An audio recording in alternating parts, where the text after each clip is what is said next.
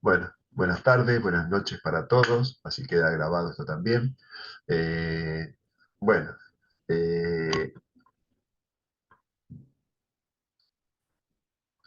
bueno, estoy tratando de ajustar algunas cositas, pero creo que está todo en condiciones. Bien, voy a comenzar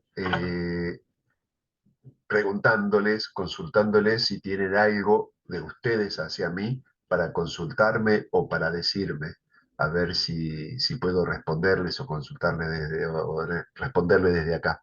¿Tienen alguna duda, alguna inquietud?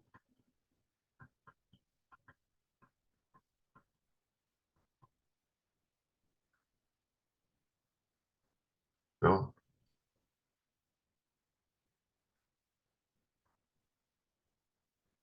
Yo igual sigo admitiendo No, pero gente.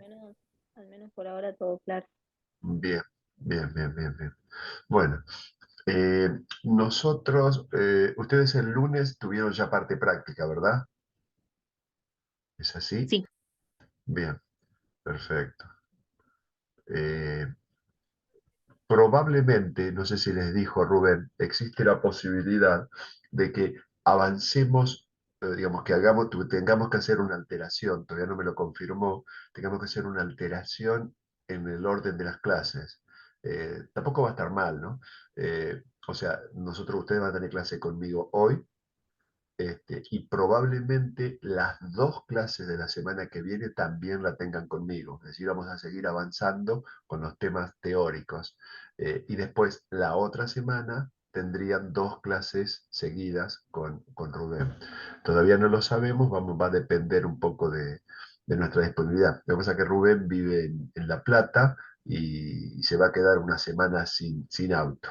Entonces, bueno, no sabe si va a poder venir, si va a conseguir. Entonces, bueno, podemos llegar a tener que hacer algún cambio. No, igual les vamos a ir avisando. Bueno, eh, los temas que vamos a ver, por supuesto, van a ser los mismos. Bien, eh, nosotros habíamos llegado hasta en la última parte que estuvieron conmigo, con el artículo 5 de nacimiento del hecho imponible o nacimiento del débito fiscal, como habíamos quedado. Y habíamos visto ahí que, digamos, una de las consideraciones que tenía el último párrafo, sobre todo del artículo 5, era que el nacimiento del hecho imponible cuando había señas que, digamos, que congelaban precios. Entonces, cuando había una seña que congelaba precios, decía de que el nacimiento del hecho imponible se iba a producir cuando ese, digamos, ese adelanto se haga hecho efectivo y el, eh, por el monto que justamente que se haya adelantado. Eh, Eso es un arma de doble filo. ¿Por qué digo que es un arma de doble filo? Sí, porque por un lado vamos a tener el nacimiento del hecho imponible, es decir, el nacimiento del débito. El contribuyente va a tener que tributar por ese adelanto que tiene.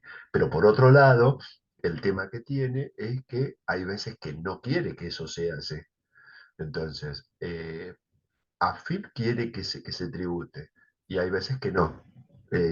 Eso va a depender a veces de situaciones comerciales. Hay veces que lo que se quiere es justamente que no nazca el hecho imponible y entonces, bueno, es digamos, una especie de pelea que hay entre los contribuyentes por un lado y AFIP por el otro. Evidentemente, ustedes siempre tienen que tener en cuenta que normalmente las normas tributarias, y sobre todo las normas que emite AFIP, siempre van a tender a que el hecho imponible se verifique y que el contribuyente pague. Y que pague lo más pronto posible, eh, por un lado. Y, porque digamos, si estamos hablando de eso. Y por otro lado, lo que vamos a ver es que si se trata de algo que tiene que ganar el contribuyente, ahí va a ser lo menos posible y va a ser lo más tarde posible. O sea, eso es una norma general que hay. ¿Por qué? Bueno, porque siempre ha sido así. El Estado lo que busca, AFIP, el organismo recaudador, lo que busca es justamente recaudar. Entonces, lo que intenta hacer es justamente eso, digamos, a sumar o adelantar la recaudación. Entonces, siempre va a ser así. En general, si ustedes tienen dudas a veces de cómo podría llegar a reaccionar o interpretar a FIP determinadas cosas, bueno, sepan que generalmente lo que va a hacer es que, digamos, se interprete de manera que el hecho imponible se verifique ahora y que se tribute ahora. Entonces, tenemos el último párrafo del artículo 5. Yo los invito ahora a que avancemos un poquito más con los artículos. Yo ahora les voy a subir material. Cuando termine la clase o en el día de mañana les voy a subir material que por motivo de trabajo no pude subirles. Justamente sobre el nacimiento del hecho imponible y sobre algunos temas que vamos a ver, o sea, que vamos a ver hoy y que vamos a ver inclusive en clases más adelante. Voy a ver si puedo subirles, adelantarles más material. Bien, voy a compartir la pantalla con esto.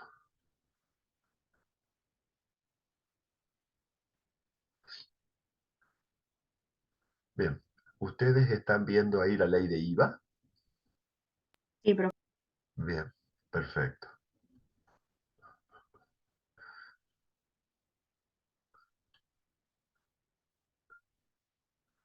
Bueno, vamos a ver ahora entonces el artículo 6, justamente, ¿no? Fíjense lo que me dice el artículo 6, ¿no? Lo que nos está diciendo. Nos dice dos o tres cositas. Me dice, en los casos previstos en el inciso A y en el apartado 1, esperen que voy a correr esto, eh, y en el apartado 1 del inciso B del artículo anterior, ¿qué era eso? ¿Qué era el inciso A y el apartado 1 del inciso B? El inciso A era el nacimiento del hecho imponible cuando estábamos hablando de venta de bienes. Y el apartado 1 del inciso B era cuando teníamos el nacimiento del hecho imponible para prestaciones de servicio, cuando se materializaba directamente en la entrega de un bien. O sea, siempre estamos hablando de algo de acá de un bien. Entonces, en los casos previstos en el inciso A y en el apartado 1 del inciso B del artículo anterior, se considerarán como acto equivalente a la entrega del bien o la emisión de factura respectiva, en las situaciones previstas en los apartados 1, 3, 4 y, espere que lo corro, 5 del 463 del Código de Comercio. Bien, entonces, nosotros, ¿ustedes siguen viendo la ley o están viendo lo que yo estoy viendo ahora? La La ley, ley. profe. Ah, bueno, bueno, bueno. Está bien. Bueno, lo que yo estoy viendo es la clase que les voy a subir, por eso. Será. Eh, bien. Vieron que nosotros ahí lo que estamos hablando en el primer párrafo del artículo 6 es qué es lo que se considera acto equivalente a la entrega. Bueno, ¿en qué casos? En los casos de venta de bienes muebles, que sería el caso general, y en el caso de prestaciones de servicio que se actúen sobre un bien. Ahí nos remite al 463 del Código de Comercio. Cuando ustedes vayan al 463, lo que nos va a decir ahí que se considera la entrega cuando eh, se produce, por ejemplo, la entrega de la llave de un almacén o de una tienda eh, o la entrega de una factura sin oposición inmediata o cuando, digamos, se haya hecho un asiento contable. No tiene mayor trascendencia porque es muy obvio qué es la entrega de un bien. Ahora bien, más importante que esto, o sea, que este párrafo, lo tenemos nosotros cuando vemos el segundo párrafo del artículo 6. Me dice, en todos los supuestos comprendidos en las normas del artículo 5, citadas en el párrafo anterior, es decir, cuando se produce la entrega de un bien, ¿no? El hecho imponible se perfeccionará en tanto medie la efectiva existencia de los bienes y estos hayan sido puestos a disposición del comprador. Bien, tres renglones tiene la ley acá en este caso, ¿no? La ley que tenemos nosotros. Ahora, fíjense una cosa. Eh, Esto se conoce técnicamente como condición general de existencia y disponibilidad. Condición general de existencia y disponibilidad. Es un párrafo muy, muy trascendente porque me dice que el hecho imponible no ha nacido, el hecho imponible se perfecciona, como dice acá, en tanto medie la efectiva existencia de los bienes. O sea, si yo vendo, yo soy el vendedor y yo vendo algo y lo que yo vendo no lo tengo en el momento de la venta, hasta que no lo tenga, no nace el hecho imponible, aunque, digamos, yo haya emitido la factura, ¿no? Inclusive hasta que la haya cobrado.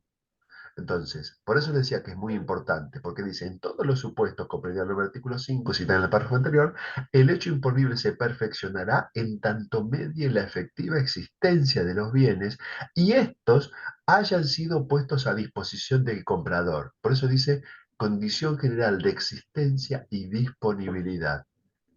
Si yo he vendido algo, o si lo quieren decir del otro punto de vista, si yo he comprado algo y lo que yo he comprado no está a mi disposición, entonces no nace el hecho imponible. Es muy importante esto porque, digamos, AFIP siempre ha tratado de, digamos, atacar este párrafo. ¿Por qué? Porque justamente lo que le está haciendo es que no nazca el hecho imponible, es decir, que a AFIP no tribute. Entonces a AFIP no le gusta este párrafo, este último párrafo del artículo 6. No le gusta porque dice que va en contra de, digamos, de su afán de recaudar. Y digamos, lo que la doctrina sí lo defiende, y dice que el objetivo de esto es evitar fraudes. Evitar fraudes. ¿Por qué intenta evitar fraudes esto? Porque vamos a pensarlo, cosas que sucedían antes, no digo que sucedan ahora, pero cosas que sucedían antes. Se pone como responsable inscripto a un sujeto que tiene pocos, digamos, bienes en su haber, ¿no? Pocos bienes a su disposición. Entonces, ¿qué es lo que hacía? Se lo anotaba como responsable inscripto y este sujeto lo que tenía que hacer era emitir facturas. Emitía facturas que los adquirentes de esos bienes lo podían tomar como crédito fiscal, porque supuestamente habían comprado algo o habían tenido un servicio. Entonces, emitían facturas y, ahora bien, teóricamente, ¿cómo esto se nivela? ¿Cómo esto se nivela? ¿Por qué? Porque tenemos por un lado el comprador y por otro lado el vendedor. Entonces, ¿qué es lo que nos pasaba acá? Nos pasaba que teníamos sujetos que se la pasaban emitiendo facturas y sujetos que computaban el crédito fiscal, pero cuando llegaba el momento de ingresar el, el impuesto, el sujeto no lo ingresaba. Igual, o sea, en ninguna parte está supeditado, lo vamos a ver cuando veamos más adelante débito y crédito, ¿no? En ninguna parte está supeditado a que efectivamente, porque ¿qué es lo que pasa? Yo voy y compro un bien. Perfecto. Me entregan una factura, yo lo pago. Perfecto. Yo no puedo estar controlando si el vendedor efectivamente declaró y pagó eso. Es imposible para mí saberlo. No tengo forma de poder saberlo. Entonces, yo, desde el punto de vista de la compra, tengo una factura, he verificado un hecho imponible, tengo todas las condiciones, ha nacido, lo que voy a hacer es tomarme el crédito fiscal. Entonces, ¿qué es lo que hicieron? Porque se emitían cosas que no se tenían. No importa, lo importante era emitir comprobantes nada más. Entonces, ¿para qué se puso este párrafo, este último párrafo, artículo 6? Para evitar esto. Dice, nace el hecho imponible, o el hecho imponible se perfecciona en tanto medie la efectiva existencia y estos ya han sido puestos a disposición del comprador. Fíjense que dice que tiene que ser, no hace falta que se haya perfeccionado la entrega, porque no dice que tiene que haber sido entregado, dice que tienen que existir, o sea, el vendedor tiene que tenerlos, ¿eh? Y que hayan sido puestos a disposición del comprador, nada más, nada más. Esas dos condiciones son condiciones, justamente ahí uno de los problemas que tenemos es qué es lo que tiene prioridad. Sí, ¿qué pasa si alguien emite una seña digamos, una seña que congela precio, donde dice que se verifica el hecho imponible, pero los bienes no existen? ¿Cuál de los dos tiene prioridad? AFIP siempre sostiene que tiene prioridad el último párrafo del 5. Vieron lo que yo les decía, que AFIP siempre intenta hacer que el hecho imponible se produzca para recaudar. Bueno, eh, inclusive se ha emitido un dictamen a ese respecto. Eh, Hasta ahora ha habido inclusive un proyecto de ley de esto, pero la justicia y los legisladores nunca han dado el brazo a torcer, al menos hasta ahora. Entonces, por ahora, y en opinión de la mayoría de la doctrina, tiene prioridad el último párrafo del 6, pero sepan que AFIP va a querer aplicarles el último párrafo del 5.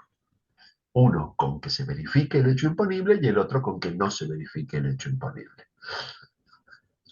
Igual en el material que van a encontrar más cosas, qué dictamen, qué decía uno, qué decía el otro, por qué sí, por qué no.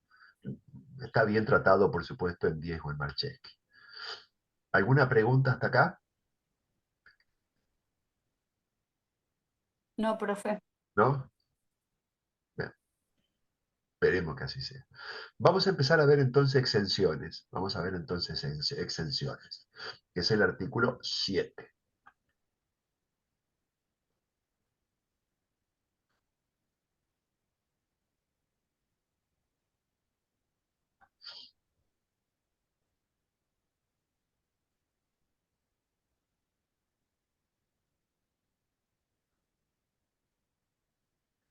Bien, el artículo 7 me dice, empecemos a hablar de las exenciones. ¿Qué significa la exención? Es algo que, estando alcanzado, el legislador dispuso expresamente que no se tribute.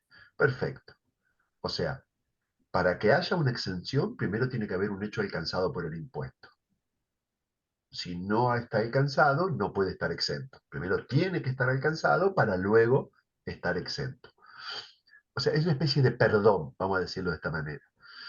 Ahora bien, estarán exentas del impuesto establecido por la presente ley las ventas, las locaciones indicadas en el inciso C del artículo 3 y las importaciones definitivas que tengan por objeto las cosas muebles incluidas en este artículo y las locaciones y prestaciones comprendidas en el mismo que se indican a continuación. Acá me va a empezar a enumerar muchas cosas, muchas. Nosotros no las vamos a ver todas, porque no hace falta que las veamos todas, en clase. Ustedes sí las van a ver todas, ustedes sí las van a ver todas. O sea, ¿por qué? Bueno, porque hay cosas que tienen una dificultad para entenderlas, hay algunas que tienen dificultad y otras que no tienen mucha dificultad para entenderse. Entonces, si no tiene dificultad, no la vamos a ver. Entonces, empecemos entonces a ver este artículo 7, qué es lo que me está diciendo. Bueno, empecemos por el inciso A del artículo 7. Me dice que están exentos los libros, folletos e impresos similares, incluso en fascículo u hojas sueltas, que constituyan una obra completa o parte de una obra, y diarios y revistas y publicaciones periódicas, así como las suscripciones de ediciones periodísticas digitales, de información en línea en toda la cadena de comercialización y distribución, en todos los casos, cualquiera fuere el soporte y el medio utilizado para su difusión, excepto los servicios de distribución, clasificación, reparto y o devolución de diarios, revistas y publicaciones periódicas que sean prestados a sujetos cuya actividad sea la producción editorial. Entonces, ¿qué es lo que están exentos? Bueno, es normal que se eximan a los libros, como dicen acá, los libros, eh, impresos similares a libros, incluso en fascículos, y también fíjese que se incluyen a los diarios y revistas y publicaciones periódicas. Entonces, todo eso es lo que está exento, pero cuidado, siempre recuerden de cuando estemos hablando de exenciones, tener un criterio restrictivo o restrictivos o precisos. Esto es lo que está exento. Y si dice que no está exento, no está exento. Y para que esté exento, tiene que cumplir exactamente lo que acá dice. Si no, no está exento. Fíjese que dice, la exención prevista en este inciso no comprenden a los bienes grabados que se comercialicen conjunta o complementariamente con los bienes exentos, en cuanto tengan un precio diferenciado de venta y no constituyen elementos sin el cual estos últimos no podrían utilizarse. Esto sería cuando se compra una revista y junto con la revista viene, por ejemplo, un cuchillo, viene algo, una fuente, lo que sea, y entonces uno tiene la opción de comprar el cuchillo y la revista o la revista sola. Entonces, en ese caso, como tiene un precio diferenciado de venta, ese cuchillo no, la venta de ese cuchillo no está exenta. La venta del diario sí, o del fascículo sí, pero no la venta del cuchillo. Como eso hay montones de cosas que pueden llegar a encontrar, ¿no? Vayan diciéndome si tienen alguna duda, ¿no? Con esto, ¿no? Profe, entonces es como dijo usted el otro día, el libro y la librería, las cosas de librería también. ¿A qué te referís con las cosas de librería? A ver. Por ejemplo, usted dijo una lapicera. Los libros, por ejemplo, están exentos, pero la lapicera que vendo no. Eso estaría Exacto, grabado. exacto. O sea, el material, digamos, de una librería comercial, ¿no? Eso no está exento. Pero, Exacto. pero el libro sí. Ahora sí, si vamos a pensarlo de esta manera. El libro Sí. de texto sí está exento. Ahora, ¿qué pasa si yo compro un libro diario en blanco? Nosotros somos contadores. Es normal hacer rubricar un libro. Entonces, ¿qué hacemos? Compramos un libro diario. Bien, Claro, es el libro diario, un diario copiador, que lo que vamos a hacer es dice libro diario. Ese libro diario no tiene ninguna exención. ¿Por qué? Porque se considera que es un artículo de librería. Pero de librería me refiero de papelería, para decirlo de otra manera, para no usar las mismas palabras, ¿no? Que una librería que vende libros. Cuando hablamos de libros, estamos hablando de un libro que tiene un desarrollo de algo, de un tema. Hay un acto, digamos, de creación, o de explicación, si ustedes lo quieren decir así, de algún tema, de lo que sea, ¿eh? Del tema que sea. Entonces, si el libro es un conjunto de papel en blanco, eso no es un libro, aunque se llame libro. Libro diario, por ejemplo, el libro de inventarios y balance, el libro de actas, eso no está exento. Eso está grabado. Lo que está exento es un libro en el cual se haya volcado algo. Por eso cuando, digamos, tengan en cuenta de las exenciones, cuidado con eso. Lo que pasa es que acá en la Argentina, sobre todo en nuestro país, ¿no? Tenemos, no sé si es un problema, pero bueno, al menos es así, ¿no?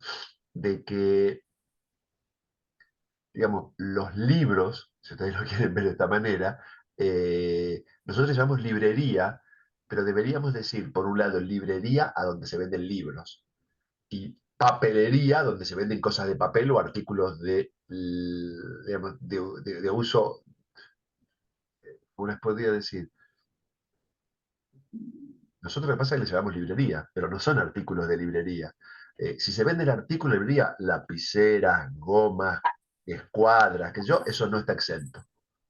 No hay ningún acto intelectual en eso.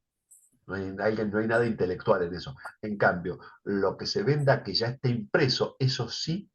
Impreso me refiero con letras o números, lo que sea, eso sí está exento. ¿Se entendió?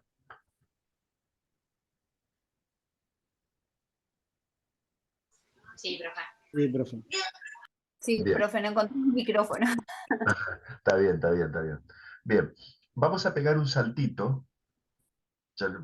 Vamos a pasar al F. Eso era el A. Bueno, tienen otros artículos más. Vamos a pasar al F. Fíjense lo que nos habla el F. Dice que está exento. El agua ordinaria natural, la leche fluida o en polvo, entera o descremada sin aditivos, cuando el comprador sea un consumidor final, el Estado Nacional, las provincias, las municipalidades o la Ciudad Autónoma de Buenos Aires o organismos centralizados o descentralizados de su dependencia, comedores escolares o universitarios, obras sociales o entidades comprendidas en incisos E, F, G y M del artículo 20 de la Ley de Impuesto a las Ganancias, texto ordenado en 1997 y sus modificaciones. Hasta ahí. Paremos en modificaciones. ¿Por qué? Porque lo que sigue es distinto a esto. Entonces, creo que este tema entró, este tema puntualmente, creo que entró, había alguna preguntita en alguno de los parciales que hemos tomado. Yo digo que está exento el agua ordinaria natural. ¿Qué es el agua ordinaria natural? Bueno, es el agua, el agua. Bueno, sí, pero cuidado, que si esa agua es agua gasificada, ya no es ordinaria natural. Si es agua mineral, ya no es ordinaria natural. Mineral o mineralizada no es agua ordinaria natural. Acá cuando hablamos de agua, si es agua fortificada con vitamina, con hierro, con calcio, ya no es ordinaria natural. Si es el agua con menos sodio, ¿vieron que dice la empresa esa que vende agua? Más amor, menos sodio, eso que dice. Bueno, tampoco es agua ordinaria natural. Lo que está exento es el agua ordinaria natural solamente. Por supuesto, cuando hablamos de agua ordinaria natural, está exento de IVA, lo que me están diciendo, ¿no? En distintas presentaciones, ¿no? Puede ser botellita chica, botellita grande, botellón. Cuando dice, por ejemplo, hay veces que no dice agua ordinaria natural, dice agua de mesa. Bueno, esa es agua natural, no tiene ningún tipo de proceso. Ahora, Profe, le hago una consulta, disculpe que lo interrumpa. no, decime, Acá no tiene nada que ver el agua, o sea, el agua corriente que nosotros tenemos día a día, o sea, la red de agua. no, Ese es No, un estamos servicio. hablando de agua envasada. sí, sí, estamos hablando de Perfecto, agua pasada, estamos hablando de agua El envasada. gracias. agua que nos venden los bidones de Ibe serían de 20 litros, ¿no? Claro, claro. Puede ser de 20, puede ser de menos, no, no importa, no importa la medida, ¿no? Pero a esa agua. Ahora, ya les digo, lo que está exento es el agua ordinaria natural. La misma empresa esa IBES que vende el agua con menos sodio ya no es natural. Ya le hizo algo, ya le hizo algo. Ahora, les digo porque, por ejemplo, nosotros acá en San Vicente, yo tengo acá en San Vicente digamos, un cliente de la oficina que vende esos botellones, perdón, no es que vende los botellones, presta el servicio de los botellones, vende el servicio. Ellos, digamos, dan en comodato los dispensers y pasa el camioncito una vez o dos por semana y nos cambia los botellones y, bueno, y cobra por eso, cobra por eso. Entonces, ¿qué es lo que está vendiendo este cliente de nuestra oficina? Está vendiendo agua natural. O sea, ellos tienen, bueno, una excavación, ¿no? Un pozo, por así decirlo, y extraen el agua. Ahora bien, mi cliente lo que hace con esa agua, al menos acá en San Vicente, tenemos, digamos, ellos, digamos, la filtran, vamos a poner, pero sigue siendo agua. Pero la filtran, pero sigue siendo agua. Y le sacan un producto que tiene el agua, pero digamos, porque es nocivo para la salud. No me acuerdo, me parece, no sé si es o arsénico o cianuro, o algo es, uno de estos dos es, yo me los confundo siempre, ¿no? No es, la química no es lo mío. O sea, como sea, sé que es un veneno, como sea, sé que es un veneno.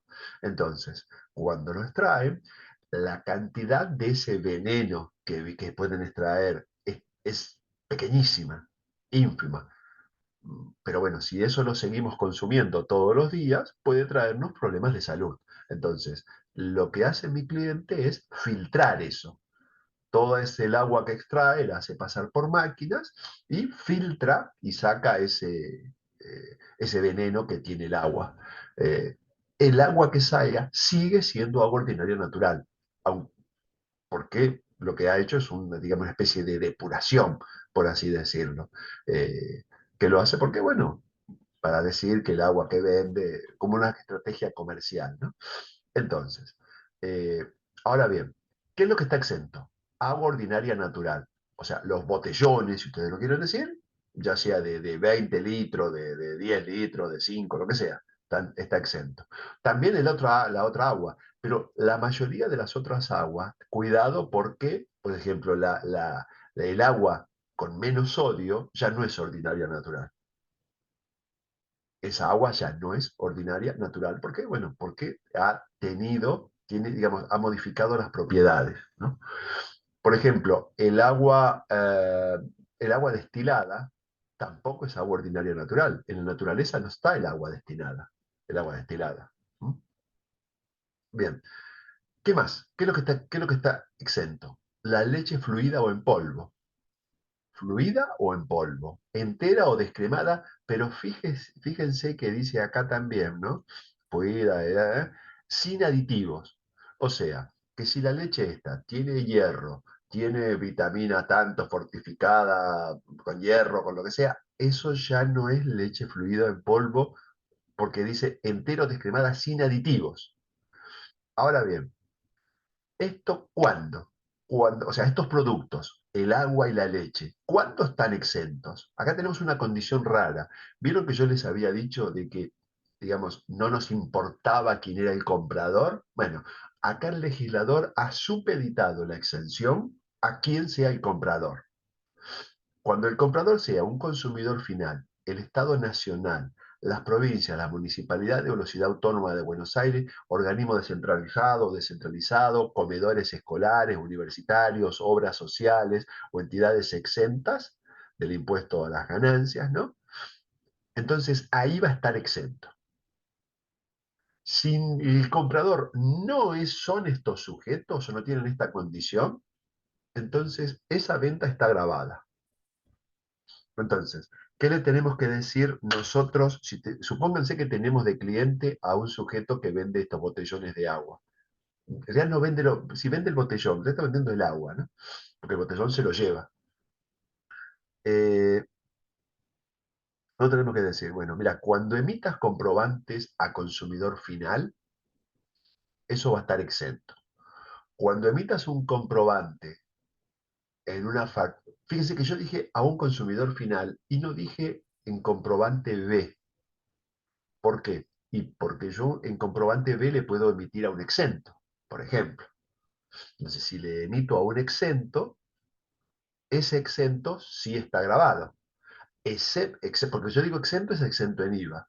Ahora bien, ¿por qué? Porque ya no es consumidor final. Ahora, lo que tengo que ver está bien, no entra como consumidor final. Lo que tengo que ver es si no entra en las otras categorías. Por ejemplo, mi cliente le vende al municipio de San Vicente. Perfecto, entra acá, municipalidades, también está exento. Mi cliente le vende, por ejemplo, al Banco Provincia, Banco de la Provincia de Buenos Aires. Ahora bien, eh, ¿para qué le vende mi cliente agua, por ejemplo, al Banco Provincia? No le está vendiendo agua para los clientes del Banco Provincia, le está vendiendo agua para los empleados del Banco Provincia, para que los empleados del Banco Provincia la consuman. Entonces, ¿qué es lo que estamos hablando acá? Estamos hablando de organismos centralizados, comedores escolares, universitarios, obras sociales o entidades comprendidas en los incisos E, F, G y M del artículo 20 de Totenaria. Entonces, lo que tenemos que ver acá es, digamos, si le está vendiendo a una empresa. Fíjense que acá tenemos que lo que está exento es cuando se le vende a un comedor escolar o universitario, a una obra social o a una entidad exenta en ganancias. Vamos, por eso el inciso de ganancias. Pero si le vende a una empresa, aunque esa empresa utilice eso para darle de comer, darle de beber, en este caso, a sus trabajadores, en ese caso también va a estar grabada, ¿no? Porque lo que está exento es cuando le vende a estos sujetos que está acá. Y tengan en cuenta que las exenciones tienen digamos, una interpretación restrictiva o exacta. ¿Cuándo tiene que ser? A estos. Si no tienen esta condición, entonces no podemos aplicar la exención. ¿Qué sería lo fácil para nosotros? Y lo fácil sería, mira, todas las facturas A que emitas, ¿a quién le va a poder emitir comprobantes tipo A? Le va a poder emitir comprobantes tipo A otro, pues mi cliente es responsable inscripto, le va a poder emitir a otro responsable inscripto o a un monotributista. ¿Para qué un monotributista puede querer agua? Para revender el agua, obviamente. Entonces, también eso está grabado. Cuando le vende a una empresa, está grabado. Cuando le vende a un monotributista, está grabado. Cuando no está grabado, cuando le vende a alguien que pueda tener esta condición. ¿Alguna pregunta con el agua o la leche? Profe, Dale. sobre el que comentaba del Banco Provincia, ¿entraría en organismos centralizados o descentralizados de su dependencia? Depende. ahí tendríamos que ver cuál es la organización interna de si el organismo se considera centralizado o descentralizado. Tendríamos que averiguar un poquitito más. Pero, o tendríamos que ver si se encuentra exento de ganancias por alguno de los incisos. No es fácil discernirlo, ¿eh? Porque ahí ya depende de, o sea, ¿qué es lo que haríamos nosotros? Trataríamos de sacar una constancia de inscripción y ver a ver qué tratamiento tiene. Y de última preguntaríamos a ver si se trata de un organismo centralizado o descentralizado de algún organismo oficial. No es fácil Bien. responderte eso porque no sé qué tratamiento tiene. Si es Banco Provincia Sociedad Anónima, es una empresa, digamos, del Estado. Privada, me refiero. Un Estado, no es una empresa del Estado, es una unidad privada, cuyo dueño es el Estado. Yo no diría que si en ese caso sería un organismo centralizado o descentralizado. ¿Mm? Pero puede llegar Claro, a no ser fácil poderlo discernir, ¿eh? ¿Qué ok. más?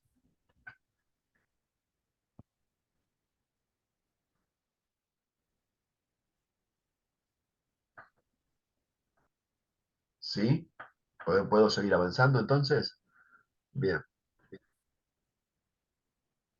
Habíamos llegado hasta sus modificaciones, ¿no?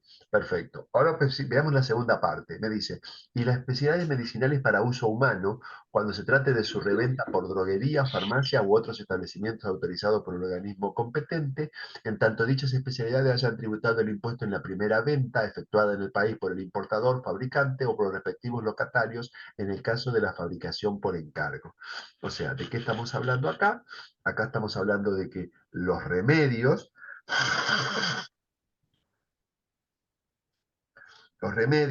están exentos, especialidades medicinales para uso humano. Les digo, hay veces que parece fácil esto, pero como siempre, no siempre es tan fácil. No siempre es tan fácil. Hay cosas que son evidentemente remedios. Hay cosas que queda la duda de si es remedio o es algo cosmético. No siempre es tan sencillo saber si es remedio o es algo cosmético. O sea, alguna vez, por ejemplo, he comprado una crema, esas cremas para la piel, ¿no? Para hidratar. Entonces, el farmacéutico me dijo, ¿tenés receta? No, le digo, busco una Vagovit A, una crema esta cosmética.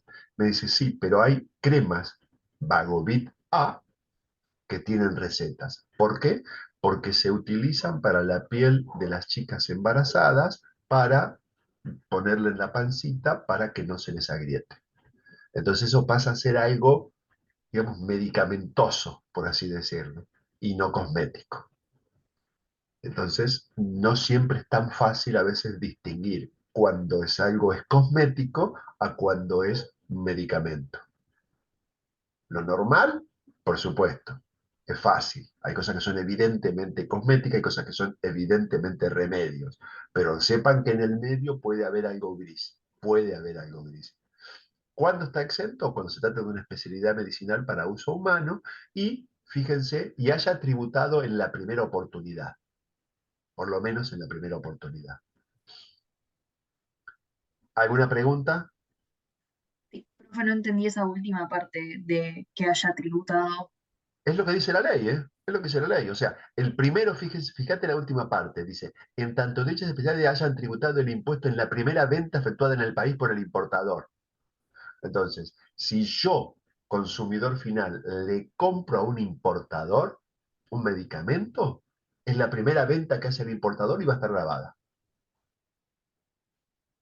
Ahora, si ese importador le vende a un mayorista, la que hace el importador va a estar grabada, pero la del mayorista en adelante no. Perfecto, gracias. Ahí sí. Fíjate que dice acá, en la primera venta efectuada en el país por el importador, por el fabricante o por los respectivos locatarios, en el caso de fabricación por encargo. ¿No? O sea, es lo que dice acá. En la primera operación en el país está grabada o por el importador o por el fabricante. Las que siguen, no. Las que siguen, no. Ahora fíjense qué cosa, ¿no? Supónganse que ustedes son mayoristas o distribuidores de medicamentos. Entonces, fíjense qué cosa, ¿no? Cuando ustedes compran el remedio al fabricante, al laboratorio, el laboratorio les va a cobrar IVA, porque es la primera venta. Ellos son los fabricantes, la primera venta. Ahora, cuando ustedes lo venden, esto va a estar exento, porque ya no es la primera venta. La primera venta es del fabricante al distribuidor. Cuando el distribuidor lo vende al mayorista, ya eso está exento. Entonces, compran grabado, venden exento. ¿Mm? Profe, y en ese caso, ¿cómo sería el tema del crédito y el débito fiscal? Porque cuando yo le compro al importador Sí. o al fabricante, yo me puedo tomar ese crédito fiscal, pero después cuando vendo, no entiendo esa parte, Eh, porque sí, lo escucho. te entendí la consulta. Todavía no vimos nosotros condiciones para el cómputo del crédito fiscal, pero te lo adelanto. Una de las condiciones para que el IVA contenido en una compra se transforme en crédito fiscal computable es que eso me sirva para futuros débitos. Cuando no sirve para futuros débitos, entonces no es crédito fiscal. ¿Es IVA de compra? Sí, pero no es crédito fiscal. Entonces, en el caso que yo planteé de un distribuidor que le compra al laboratorio, él paga IVA, porque el fabricante le va a cobrar el IVA y él se lo va a pagar. Pero para él, eso que pagó no es crédito fiscal, sino que es costo, porque lo que él venda luego va a estar exento. Entonces, no va a cumplir con una de las condiciones que es que sirva para futuros débitos. Perfecto, gracias. Entonces, pero eso, todavía nos falta un poquitito para llegar a eso, pero por eso es, pero más que nada me gustaría irlo aclarando. ¿Sí? Bien.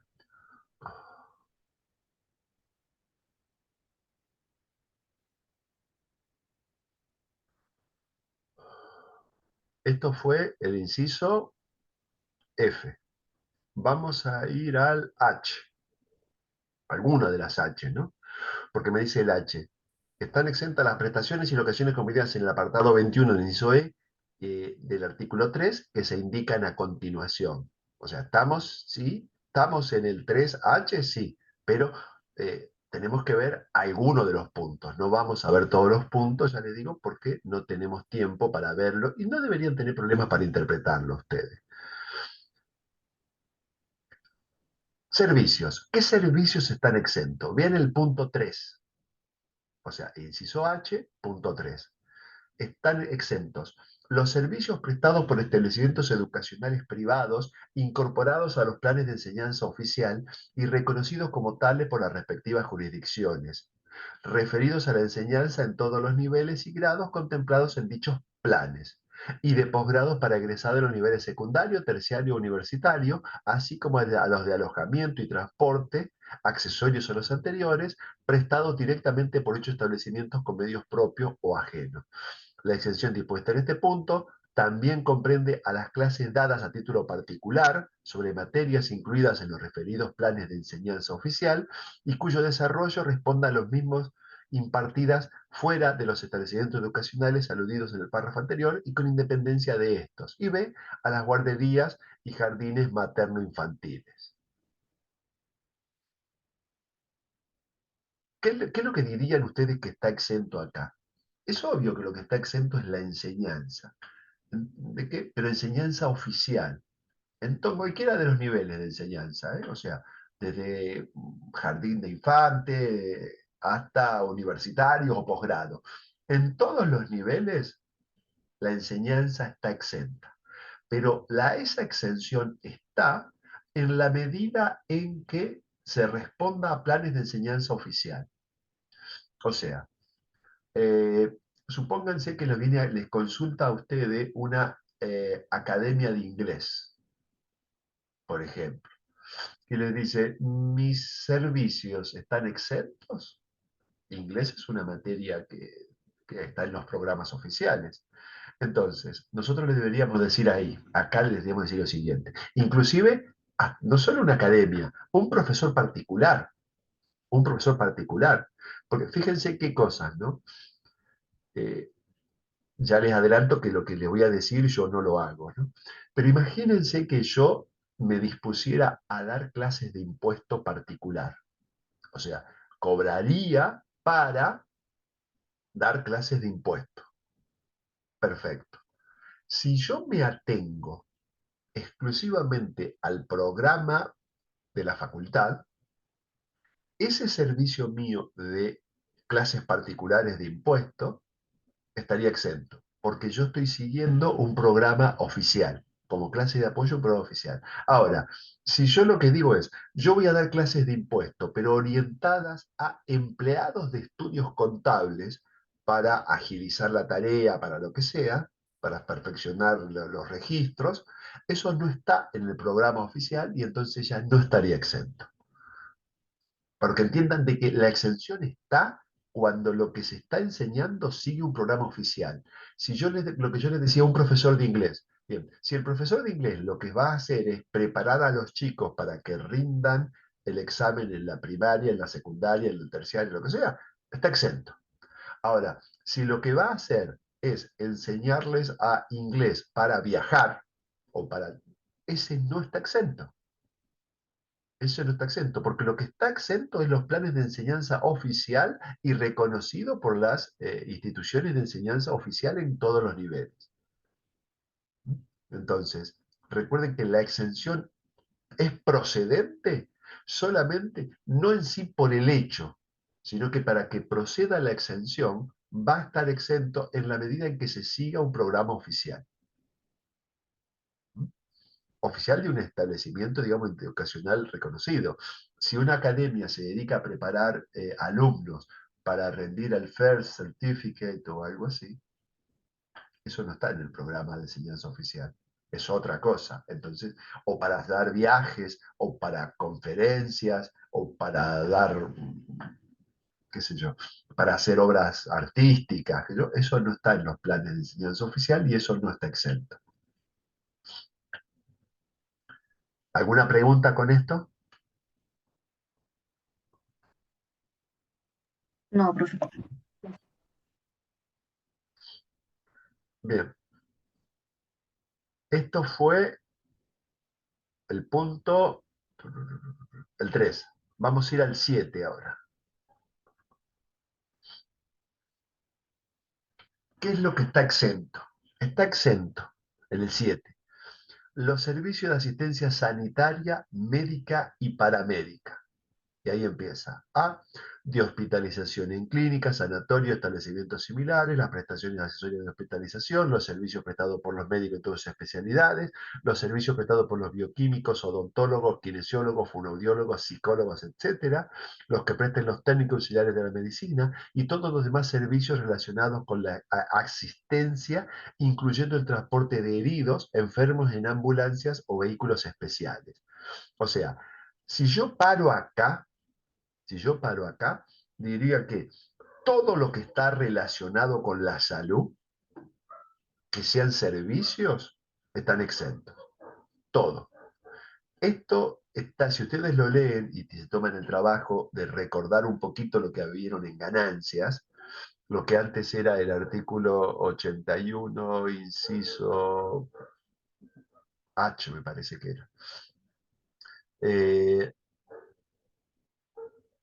es igual, es igual. Antes lo que me decía era que era deducible. Los servicios de asistencia sanitaria, médica y paramédica, bla, bla, bla, bla, con el límite del 40%, el mínimo disponible, bueno, bla, bla, bla, bla, bla. Eso me decía en ganancias. Acá lo que dice es que está exento, pero si yo paro de leer acá, me dice que está exento todos los servicios médicos. No, acá no me dice que están exentos ni las prótesis ni los remedios. Los remedios ya vimos que estaban exentos arriba, donde vimos las especialidades medicinales de uso humano, lo que vimos en la primera venta, etcétera, etcétera, etcétera. Pero acá no me habla de prótesis, ¿eh? Estamos hablando de servicios. Por supuesto, servicios de accesorios de hospitalización, médico en todas las especialidades, bioquímico, odontólogo, kinesiólogo, fonoaudiólogos, psicólogos, todo lo que tenga que ver con la salud, hasta acá, hasta donde leí hasta acá, pero no termina, o sea, esto que yo les digo hasta acá, que todo lo que tenga que ver con la salud está exento, es porque paré de leer acá. Sepan que no es acá, que hay que seguir leyendo para ver que el párrafo siguiente acota la exención. Y me dice, la exención se limita exclusivamente a los importes que deban abonar a los prestadores, los colegios y consejos profesionales, las cajas de previsión social para profesionales y las obras sociales, creadas o reconocidas por normas legales nacionales o provinciales, así como todo pago directo que a título de coseguro o en caso de falta de servicios deban efectuar los beneficiarios. Entonces, ¿qué es lo que me está diciendo? Me dice que lo que está exento es, digamos, yo puedo prestar el servicio, pero fíjense qué cosa, ¿no? El servicio es el mismo, porque yo soy médico, atiendo a un paciente que viene por una obra social y ejerzo mi actividad de médico de medicina, mi sapiencia de medicina. Se va ese sujeto, viene otro que es de una prepaga o es consumidor final, y eso está grabado. Y yo siempre lo que hice fue lo mismo. Entonces, fíjense que el hecho en sí no es la exención. La exención está supeditada a quien sea el adquirente. Acá lo que están diciendo es que la exención se limita a los importes que deban abonar a los prestadores, los colegios, los consejos, y ahí lo esencial les dice las obras sociales. Yo les aclaro, dice obras sociales, pero cuando profundicen en esto, van a ver que no es solamente las obras sociales, es los afiliados obligatorios de obras sociales.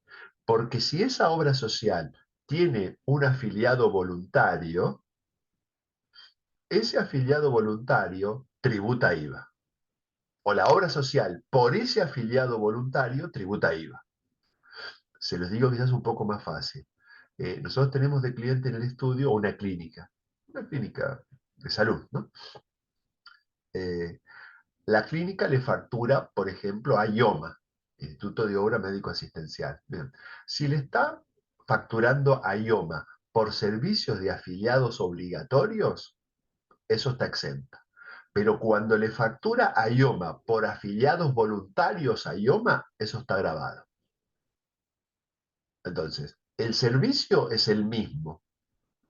La exención existe, sí, pero está supeditado a la condición del adquirente. Pero fíjense, en ambos casos le está facturando a IOMA. Es la misma quit a la que le está facturando. Sí, pero en un caso le está facturando a afiliados obligatorios, está exento de IVA, a afiliados voluntarios. Eso está grabado en IVA. ¿No? Entonces, fíjense, digamos, hasta qué punto tenemos esta limitación de la exención. Me dice que está exento, sí, pero los servicios médicos sí están exentos, pero ¿cuándo? Fíjense lo que dice acá. Eh, los importes que deban abonar los prestadores de los colegios o consejos profesionales. No es común que los colegios o consejos profesionales aporten o hagan el pago, pero bueno, podría suceder. O tanto como las cajas de previsión social para profesionales también podría ser. Lo esencial es las obras sociales. Fíjense que dice acá, creadas o reconocidas por normas legales nacionales o provinciales, así como todo pago directo que a título de coseguro o en caso de falta o prestación de servicios deban efectuar los beneficiarios. Es decir, si viene, yo soy médico, psicólogo, lo que quieran. Si viene un sujeto y me dice, yo soy afiliado obligatorio a la UOM, a la obra social de metalúrgicos, por ejemplo, o a UOCRA, la de la construcción, o a SECAC, la de comercio, lo que sea. Entonces, le digo, yo no atiendo ni por la UOM, ni por la UOCRA, ni por OSECAC, nada. Bueno, me dice, atiéndame que yo le pago. Perfecto. Lo que está haciendo ese sujeto es haciendo un pago directo en caso de falta de servicios deban efectuar los beneficiarios. Entonces, esa prestación esa prestación médica que yo le estoy facturando a un sujeto que es afiliado obligatorio de una obra social, eso está exento. Ahora, si el sujeto viene y no me dice a mí que es afiliado obligatorio de una obra social, entonces para mí es algo que está grabado. Porque solamente está exento cuando dice, es a título de coseguro, no sé si todos saben, espero que sí, si no díganme si no lo saben, ¿qué diferencia hay entre el coseguro y la falta de servicios? En ambos casos hay que pagar, en ambos casos hay que pagar, pero cuando se trata de afiliados voluntarios, eso está siempre grabado. Cuando se trata de afiliados obligatorios, eso está exento. Un coseguro, profe, es lo que una parte la cubre la obra social y el coseguro lo paga el afiliado. Sí, sí. Hoy en día se está viendo muchísimo eso, Sí, muchísimo. sí, Se está sí, viendo sí. muchísimo eso hoy en día, bueno, porque estamos en crisis y entonces, bueno, todo el mundo trata de salvarse y vieron es eso como a veces vemos en las películas, que cuando un barco se hunde, la gente cae al agua y los que están en el agua y no saben nadar tratan de agarrarse de los que supuestamente sí saben nadar y entonces empiezan a hundir a otros. Bueno, esto es una cosa así, algo parecido es lo que está sucediendo económicamente. Entonces, antes de caer, intentan, digamos, agarrarse de otros para sacarle fondos, porque lo que faltan son fondos. Entonces tratan de sacarle fondos, intentan, entre comillas, vamos a decir, sacarle el salvavidas para ponérselos ellos. ¿No? Entonces, acá ocurre lo mismo. Hoy en día tenemos, antes que no había coseguro, ahora hay muchos coseguros, entonces eh, obligan a los afiliados el médico le dice, mire, mis servicios valen 20.000 pesos y la obra social me paga 5.000. Así que si quiere atenderse conmigo me tiene que pagar 15.000. Entonces, ¿eso qué sería? Eso sería un coseguro. ¿No? ¿Por qué? Porque el sujeto se va a atender, le va a pagar al profesional, pero además le va a dar un bono o una constancia de que la obra social le va a cubrir una parte. ¿No? Entonces, cuando estamos hablando de afiliados obligatorios, ya sea coseguro o falta de servicio, está exento cuando son obligatorios y están grabados cuando se trata de afiliados voluntarios. Por supuesto que todos los afiliados fíjense una cosa, por ejemplo, me pueden preguntar, ¿y profesor, usted qué obra social tiene? Cuando yo me voy a atender, yo tengo médicos. O sea, yo les presento al profesional, a la institución donde yo voy, mi credencial de médicos, que es una prepaga. Ahora, yo tengo ese servicio de médicos, porque alguna vez me afilié a médicos, jamás. Yo, por mi trabajo en la otra facultad, eh, la facultad me dio a mí el servicio de médicos. Entonces yo paso a ser un afiliado obligatorio, aunque me esté atendiendo a través de médicos. Entonces, lo que interesa acá no es tanto las obras sociales, o sea, como esto es una derivación de una obra social, a mí la obra social de mi trabajo me deriva a una prepaga y la prepaga es la que me da el servicio, como es una derivación de una obra social, yo soy afiliado obligatorio de esa obra social, entonces también está exento.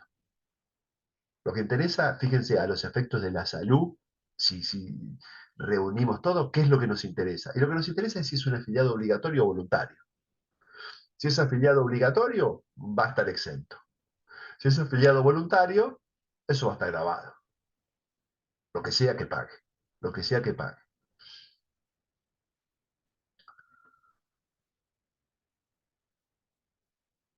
Sigue diciendo mes.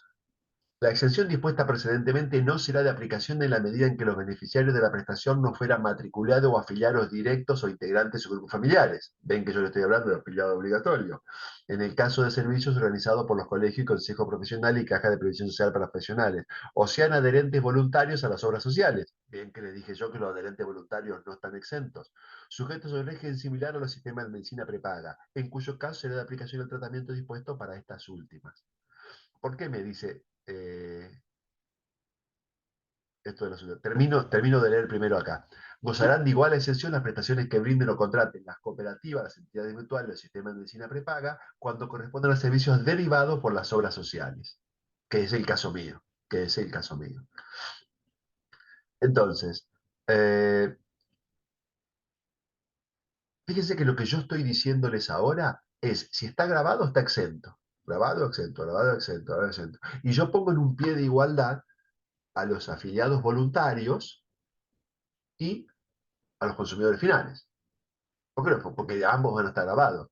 Pero sepan que todos los afiliados, aunque sean afiliados voluntarios, van a tener diferencias de alícuota.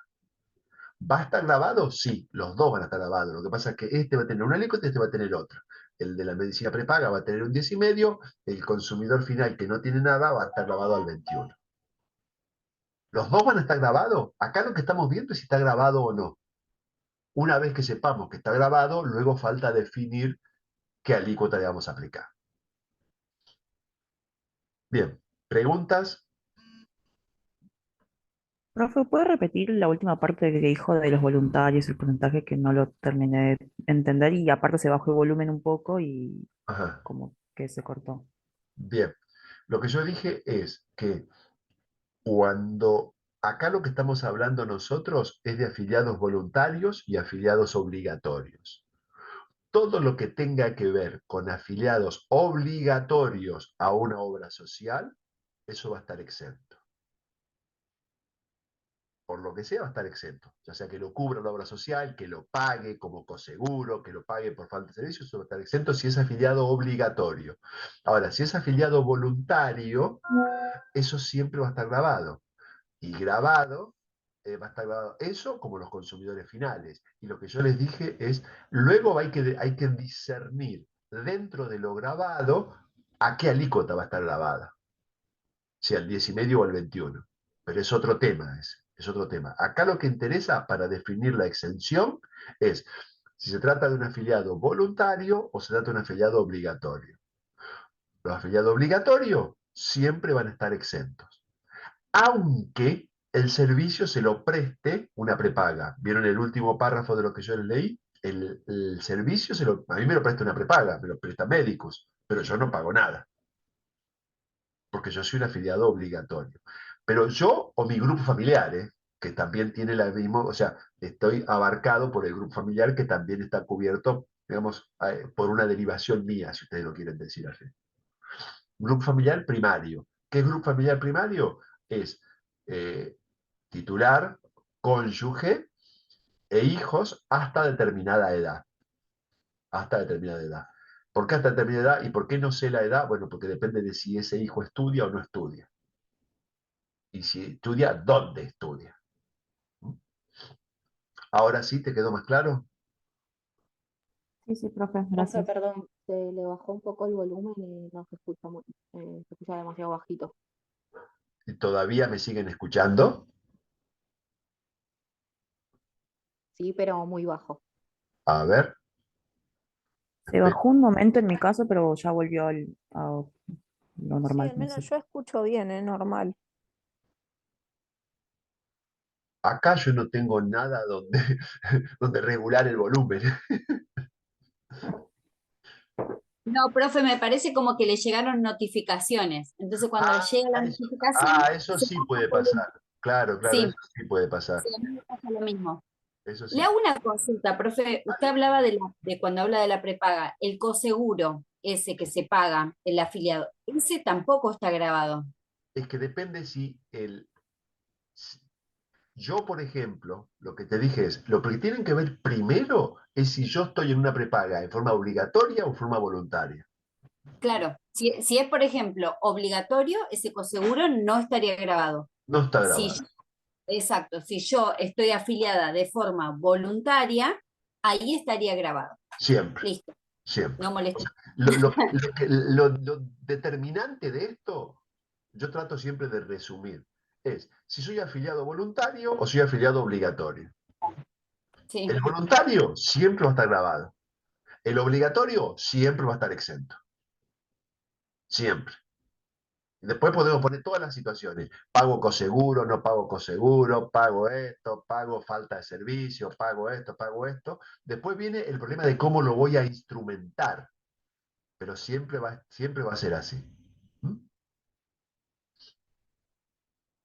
Gracias, profe. Bien,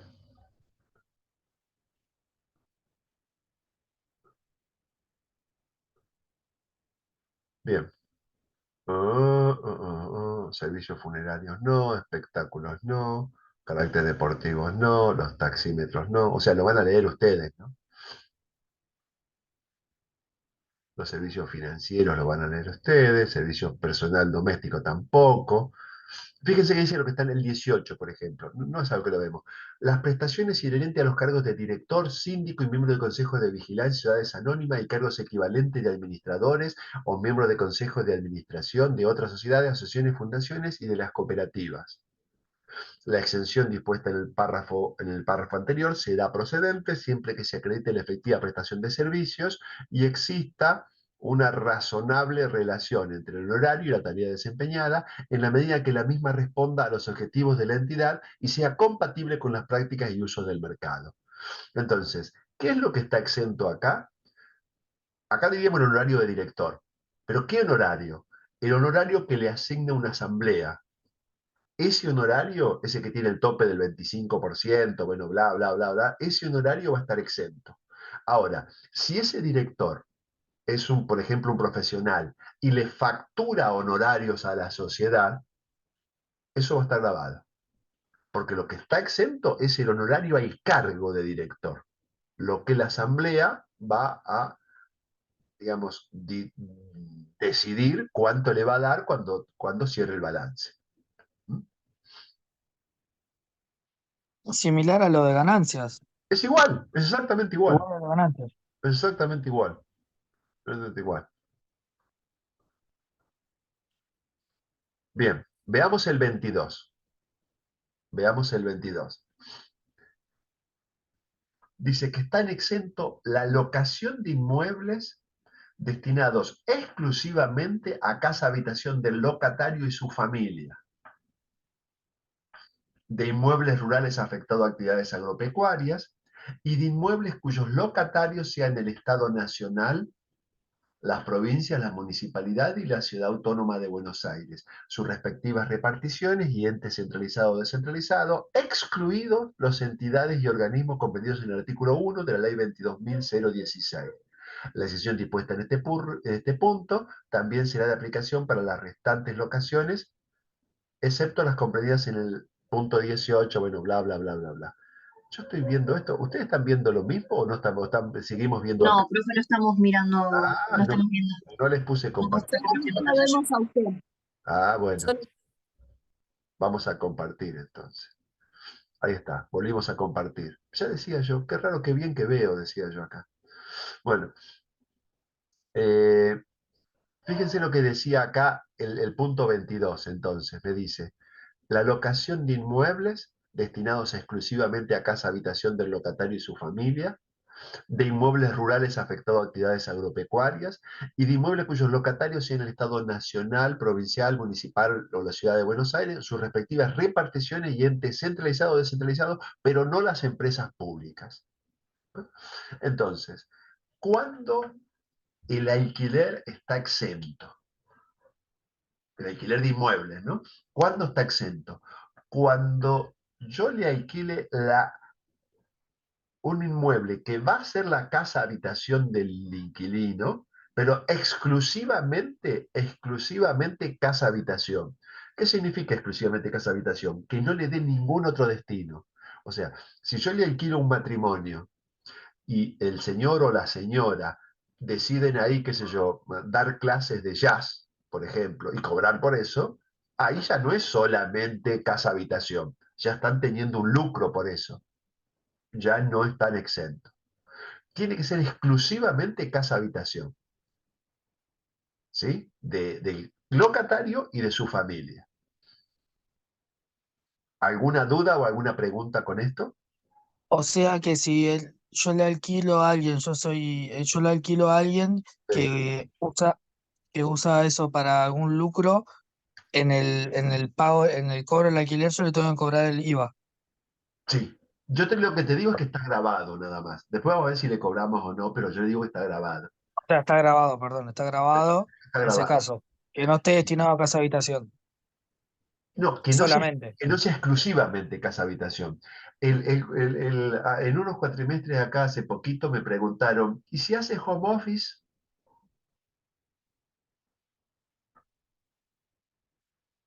¿Podemos decir que no sea su casa habitación? Si hace, o sea, si trabaja en su casa, ¿qué piensan ustedes? Y está haciendo lucro, habría que ver si está en relación de dependencia o no tiene nada que ver eso. Sí que está en relación de dependencia. Por eso le dije, si hace home office, en relación de dependencia. Porque fíjense Para que mí no debería estar grabado. lo que yo les digo es que para mí tampoco está grabado, ¿eh? Para mí tampoco, coincido con vos. Eh, Cuando dicen exclusivamente a casa habitación, el hecho de trabajar en la casa habitación no deja de transformar, de que siga siendo su casa habitación. Claro, Sí, porque acá la ganancia sería de la empresa, digamos, no sería una ganancia propia mía por estar trabajando en casa. no, porque, digamos, no es que está lucrando con el uso de un espacio. Porque si yo ya le digo, Claro, si yo soy un psicólogo, por ejemplo, y atiendo pacientes en mi casa, estoy lucrando con un espacio. Ahora, si yo soy trabajador en relación de dependencia de una empresa y estoy trabajando porque digo, no, vivo y estoy trabajando desde mi casa, sigue siendo mi casa. Entonces, para mí en ese caso, aunque haga home office, opino de que sigue estando exento el alquiler de esa propiedad.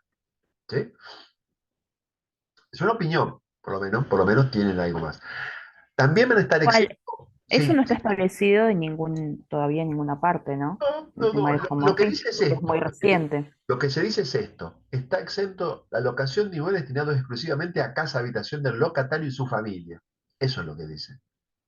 Pero no habla de home office. Hay muchas cosas que no están totalmente aclaradas. Muchas cosas que no están totalmente aclaradas. También dice que está exento la locación de inmuebles rurales afectados a actividades agropecuarias. Y alguna vez me preguntaban a mí, ¿qué son actividades agropecuarias? Bueno, normalmente uno debería decir, bueno, actividades agropecuarias debería ser, qué sé yo, actividades ganaderas o actividades agrícolas, esas serían actividades agropecuarias. Ahora, ¿qué pasa si yo alquilo un inmueble rural para hacer una exposición? Pero no sé, Expo Agro o alguna cosa de esta. No sería una actividad agropecuaria y entonces estaría grabado. Entonces, ¿yo para qué les digo esto? Para que vean que la exención no está en el bien, sino en qué destino se le va a dar. Por eso, para que esté exento el inmueble rural, porque digamos, si el legislador no hubiera puesto que estarán exentos la locación de inmuebles rurales y hubiera dejado así, listo. Todo lo que tenga, todo lo que sea inmueble rural va a estar exento. Pero agregó el legislador inmuebles rurales afectados a actividades agropecuarias. Si no está afectado a actividades agropecuarias, entonces eso va a estar grabado. ¿Sí? Después, de inmuebles cuyos locatarios sean el Estado Nacional, las provincias, las municipalidades o la Ciudad Autónoma de Buenos Aires o sus respectivas reparticiones y entes centralizados o descentralizados, excluido las entidades y organismos comprendidos en el artículo 1 de la ley 22.016. Eran las empresas públicas, que siempre están, que las privatizan, que no las privatizan, que esto, que no. Pero, por ejemplo, si ustedes le alquilan a ANSES, es un organismo centralizado o descentralizado, es una repartición pública. Si ustedes le alquilan a AFIP, es un organismo público. Si ustedes le alquilan a un registro civil, es un organismo público. Ahora, si le alquilan a Aerolíneas Argentinas, eso va a estar grabado. Si le alquilan, ¿por qué? Porque es un organismo de la ley 22.000, una entidad de la ley, artículo 1 de la ley 22.016. Entonces, si está organizado en forma de empresa, si está dentro de esa ley, está grabado. Si es un organismo público, no. Después me dice el último párrafo de esto, que la exención también será perdón, que la locación también va a estar exenta cuando el valor del alquiler por unidad y por locatario no exceda un monto que establezca la reglamentación. Como la reglamentación se lo fijó en 1.500 pesos y nunca se tocó esto, entonces hoy en día no tiene ningún sentido. Entonces, ven cómo cuando esto salió, no tenía mucho sentido. ¿Por qué? Porque 1.500 pesos eran 1.500 dólares en ese momento. Entonces, mensuales, ¿no? Entonces, estábamos hablando de otra cosa. Como en su momento salió, eran 1.500 pesos y después nunca más se tocó, es que todos los alquileres, digamos, este último párrafo es como que no tiene sentido hoy en día.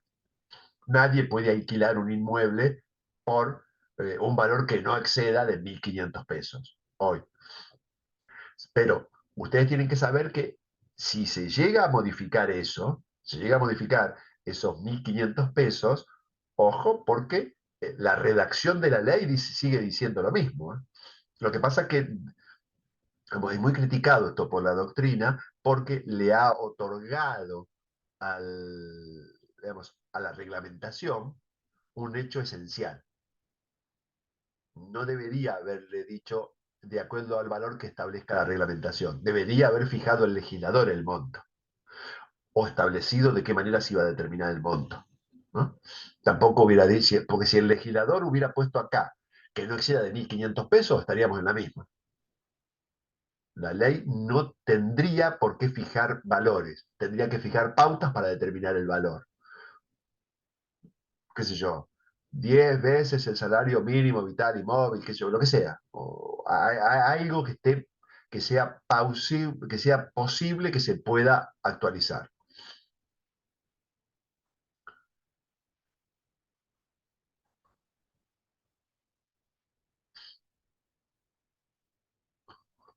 ¿Alguna pregunta con esto de los alquileres? Por mi parte no, profe.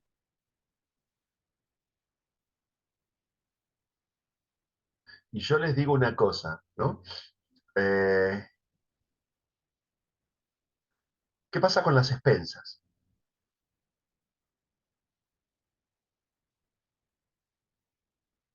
¿Forma parte del alquiler? No. Es algo que paga el inquilino todos los meses. Sí, para mí forma parte, profesor. Pero no Entonces, está discriminado en un valor aparte de lo que es el valor del alquiler. Porque vos tenés el valor del alquiler más las expensas. sí, sí, está aparte. Acá, digamos, todo, les digo, esto, digamos, ustedes lo tienen que ver, o sea, el decreto reglamentario aclaró esto, les digo, el decreto reglamentario aclaró esto. Por ejemplo, me dice que no forma parte de la base imponible, no forma parte de la base imponible, los importes correspondientes a expensas, gravámenes y demás gastos o tasas o servicios que el locatario tome a su cargo. O sea, cuando estamos hablando qué es lo que está exento y tengo que determinar cuál es la base imponible, en la base imponible no voy a poner las expensas, los gravámenes o demás gastos, tasas o servicios que el locatario tome a su cargo. ¿Sí? Esto lo van a encontrar en el artículo 49.1 del decreto reglamentario. 49.1 del decreto reglamentario. Esto me dice que no forma parte de la base imponible. Las expensas, los gravámenes y demás gastos.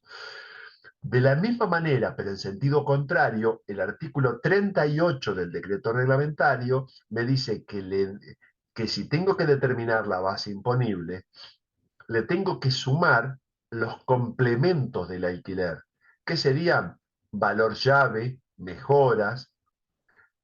En el caso de mejoras, hasta tengo que prorratearlas en los meses de duración del contrato, porque eso me dice que sí forma parte del monto del alquiler. Es sensato lo que está haciendo el decreto reglamentario. ¿Por qué? Y porque si yo establezco un monto de alquiler bajo, porque el inquilino tiene que hacer mejoras, digamos, esas mejoras forman parte del alquiler.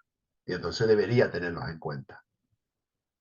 Ahora, si lo que yo le agregue como un complemento, como expensas, como tasa de seguridad e higiene, lo que sea, la tasa, el ABL, lo que yo le agregue a eso, eso no forma parte del alquiler. Entonces, el 38 del decreto reglamentario me dice que suma, que forma parte también de la base imponible. Y el 49.1 me dice que es lo que no forma parte de la base imponible.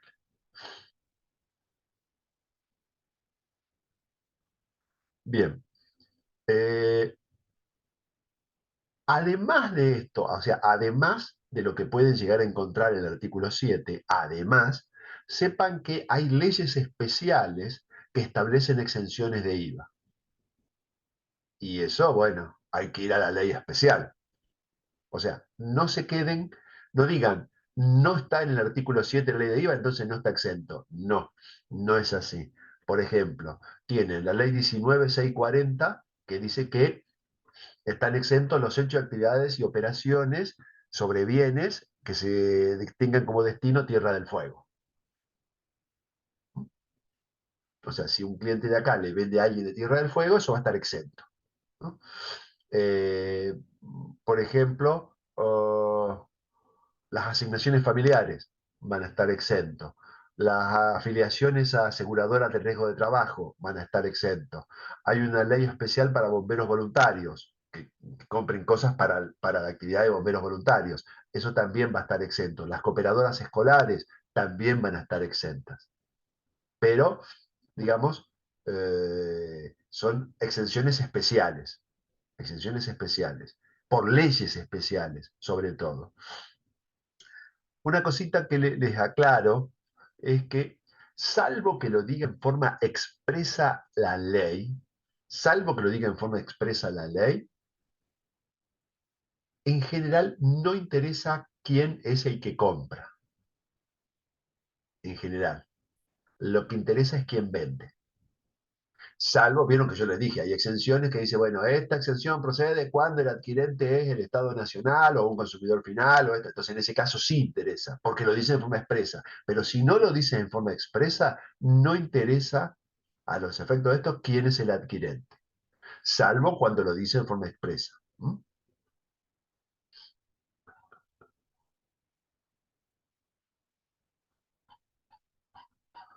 Bien. Les comento, para cerrar el tema de exenciones, les comento exención para exportaciones y determinadas importaciones. Y me dice, quedan exentos del gravamen de esta ley las importaciones definitivas de mercaderías, importaciones definitivas y mercaderías y efecto de uso personal y del hogar, efectuadas con franquicias en materia de derechos de importación, con sujeción a los regímenes especiales relativos a despacho de equipajes e incidencia de viaje de pasajeros, personas lisiadas, inmigrantes, científicos y técnicos argentinos, personal del Servicio Exterior de la Nación, representantes diplomáticos acreditados en el país y cualquier otra persona a la que se haya dispensado ese tratamiento especial. O sea, me habla de una exención de importaciones de productos, pero dependiendo de quién sea el adquirente o cuál sea la condición del adquirente. O sea, los que viajan al exterior, según si el país es limítrofe o no, tienen hasta determinado monto de compras en el exterior que pueden ingresar al país libre de impuestos. Si es el país limítrofe es una cantidad, si la persona es un mayor tiene un monto, si es un menor tiene la mitad, si el país no es limítrofe se duplican los montos, son distintos los montos, ya sea si es mayor o menor, y también me habla de personas lisiadas, de inmigrantes, de científicos, etc. Entonces, también me dice las importaciones definitivas de mercaderías efectuadas con franquicia de materia de derechos de importación por instituciones religiosas y por las comunidades en el inciso F del artículo 20, cuyo objetivo principal sea la realización de obra médico-asistencial. Fíjese que son, digamos, exenciones especiales, ¿no? Investigación científica y tecnológica, etc.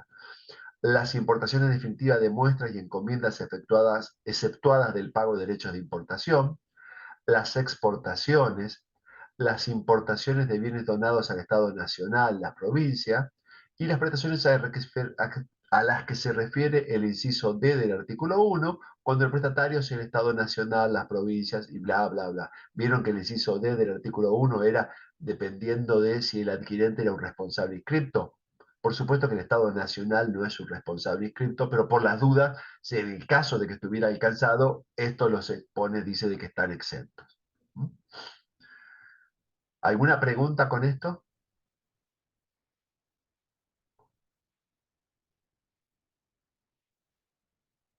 No, profe, mucha info nada más. Es mucho, ¿no? Yo les quiero hacer una aclaración respecto de... Ustedes están viendo la ley, ¿no? Sí, profe. Bueno. ¿Ven que dice ahí las exportaciones? Sí, ¿no? Se los resalto, ¿no? Entendés. Las, las exportaciones, bien. En realidad las exportaciones no están exentas. Y acá viene un dilema. Y ustedes van a decir, pero profesor, estoy leyendo en la ley, artículo 8, inciso D, que las exportaciones están exentas. Y lo estoy escuchando, lo estoy viendo, que me dice que las exportaciones no están exentas. Entonces, ¿cómo puede ser que la ley dice que están exentas y usted dice que no están exentas? Bien, yo les digo, por supuesto, siempre la ley tiene razón. La ley tiene razón. Pero hay un pero. ¿Dónde está ese pero? El pero está en que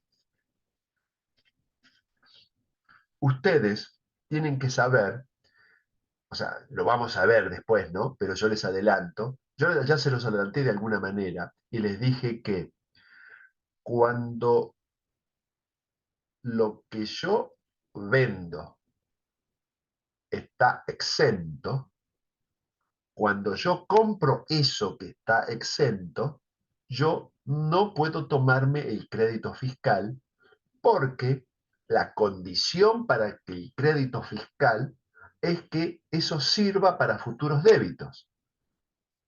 Entonces, si yo compro remedios y cuando yo vendo los remedios los voy a vender exentos, entonces, cuando yo compro no puedo tomarme crédito fiscal. Si lo que yo compro cuando yo lo vendo va a estar exento, esa compra no me va a generar crédito fiscal. Porque una de las condiciones es que sirva para futuros débitos. Entonces, acá me dice que las exportaciones no están exentas. Perdón, las exportaciones están exentas, porque me dice que están exentas, artículo 8, inciso D.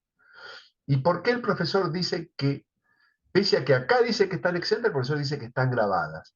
El profesor dice que están grabadas porque las exportaciones tienen un tratamiento particular. ¿Qué hacen las exportaciones? Las exportaciones tienen un tratamiento particular y me dice que si yo voy a exportar a Ego, si yo lo considerara como exento, todo el IVA que yo pagué para comprar el producto o los insumos pasa a formar parte de mi costo. Entonces, como forma parte de mi costo, yo no puedo facturar el IVA cuando exporto, pero forma parte de mi costo y entonces yo lo voy a poner dentro del costo, el IVA. Entonces yo estaría exportando IVA en forma indirecta.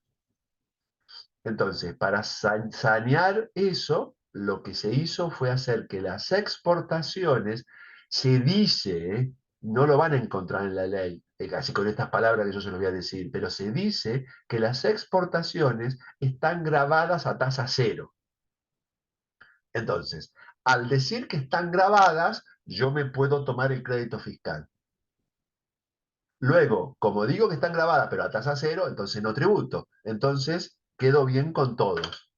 No exporto IVA y digo, o sea, sigo, digamos, dándole el tratamiento que el legislador dispuso. Entonces, ¿por qué digo que están grabadas a tasa cero? Para poder decir que están grabadas, porque lo que me interesa son las primeras palabras. Este bien está grabado a tasa, está grabado. Entonces, si está grabado, todas las adquisiciones que yo hice, o de ese bien, o de los insumos para producirlo, van a servirme para computar crédito fiscal. Entonces, no van a formar parte del costo. Ahora bien, Si yo soy un exportador puro, ¿qué significa un exportador puro? Que todo lo que yo vendo lo exporto.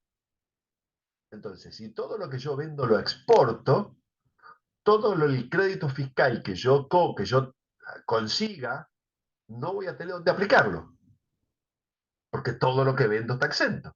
O sea, no voy a tener nunca débito.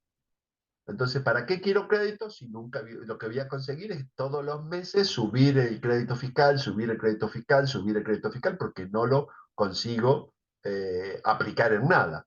Entonces, si eso es así, para ellos tienen un régimen especial de devolución del crédito fiscal. Se llama reintegro de exportaciones. En realidad es reintegro de crédito fiscal de exportaciones. Si yo soy un exportador impuro, ¿qué significa impuro? Que vendo en el mercado local y que vendo en la exportación, entonces yo sé que todo lo que yo compre puedo computarme crédito fiscal. Si me llegara a quedar saldo, podré pedir el reintegro de saldo por exportación.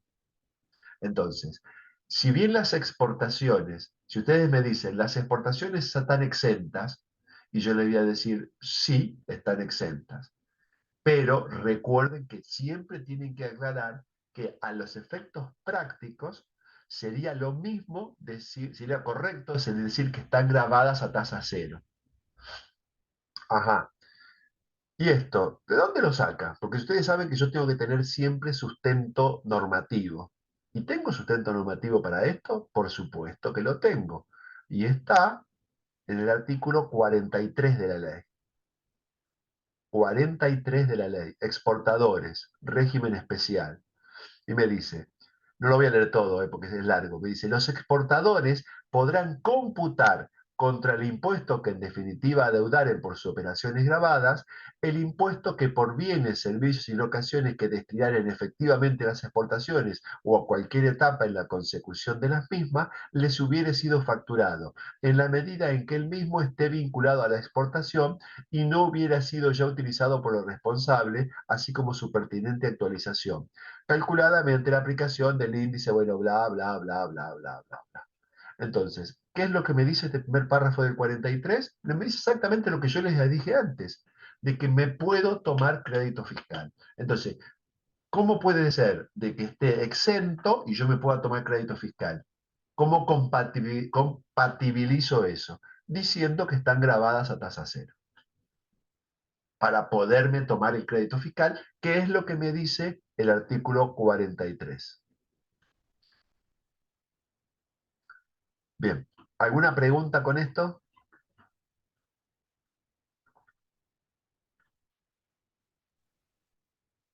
No, profe. ¿No? Profe, pero esto pasa entonces que digan que no están grabadas y que No, después digan no es que no están están grabadas, están exentas. que están exentas y después que digan que están grabadas a tasa cero, esto que dicen es porque es como una reforma después.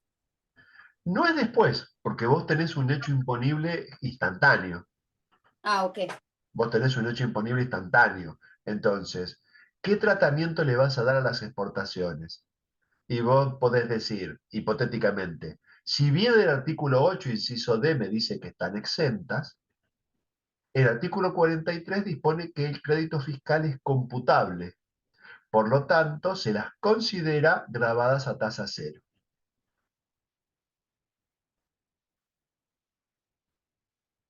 Y ahí compatibilizo el 8 que me dice que está exenta y el 43 que me dice que el crédito fiscal es compatible.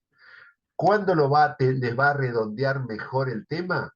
El tema les va a redondear mejor. El tema les va a redondear mejor cuando veamos las condiciones para digamos, el cómputo del crédito fiscal. ¿Mm? Bien. ¿Alguna pregunta con esto?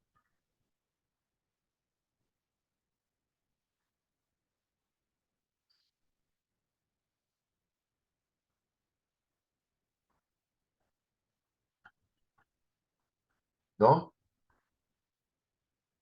No, profe. Profe, ¿y con las importaciones? ¿Qué cosa? Terminada pregunta. Perdón que se me activó. Ah, No, y con respecto a las importaciones, sí. ¿cómo sería? Como dice la ley, las importaciones siempre están grabadas, excepto las importaciones que nombra el artículo 8, que es, por ejemplo, el equipaje, que es para Ujú. discapacitados, que es para investigación científica, que es para esto. Las importaciones comunes, siempre están grabadas. Salvo que se importe libros, por ejemplo, porque ya el libro está exento, por ejemplo, ¿no? Claro, O sea, ok. las importaciones están grabadas, salvo las que dice el artículo 8, eso que yo dije, lo del equipaje, lo de los lisiados, lo de la investigación científica, etcétera, etcétera, etcétera, que tiene un tratamiento especial. El resto, Ok, el resto está grabado. El resto está grabado. ¿No? listo, profe, gracias. ¿Alguna otra pregunta?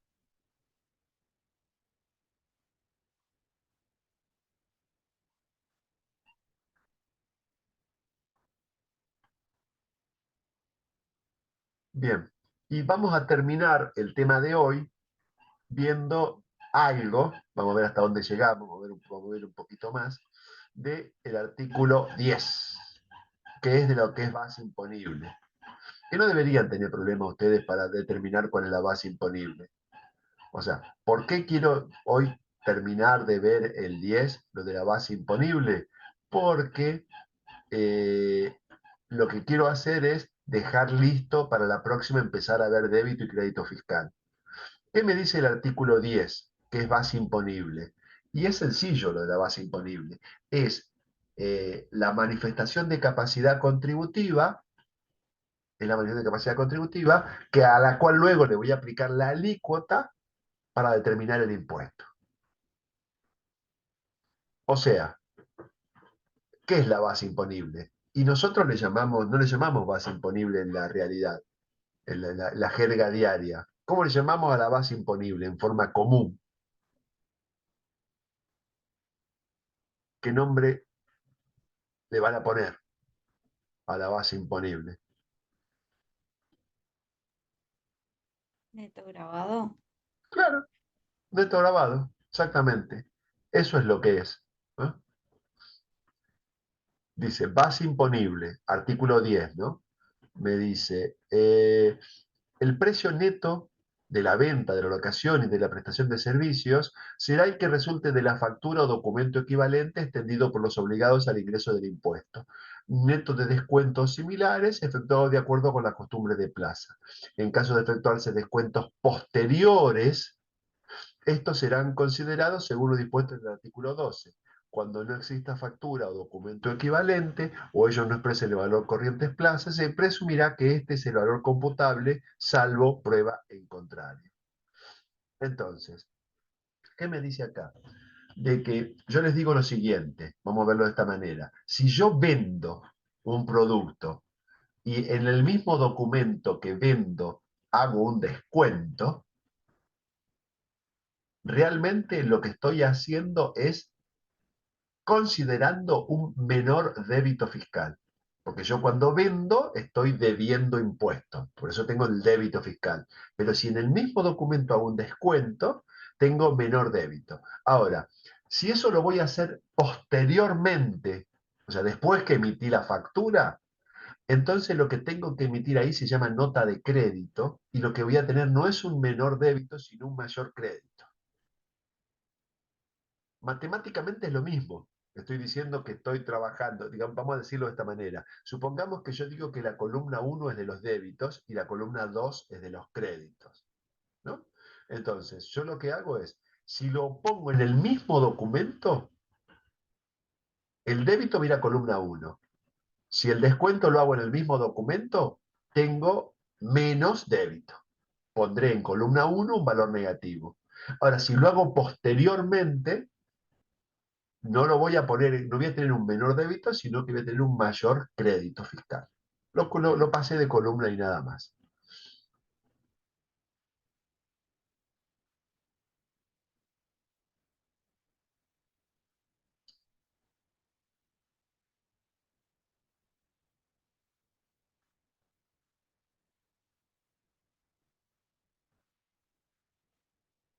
A ver, estoy viendo a ver si pueden llegar a tener acá algún problemita de interpretación, me refiero, ¿no? No creo.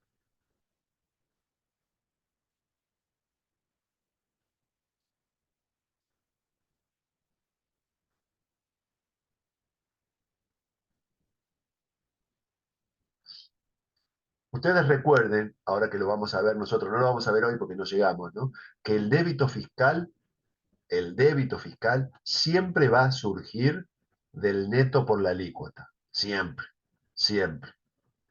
¿No? En cambio, el crédito fiscal no es tan simple.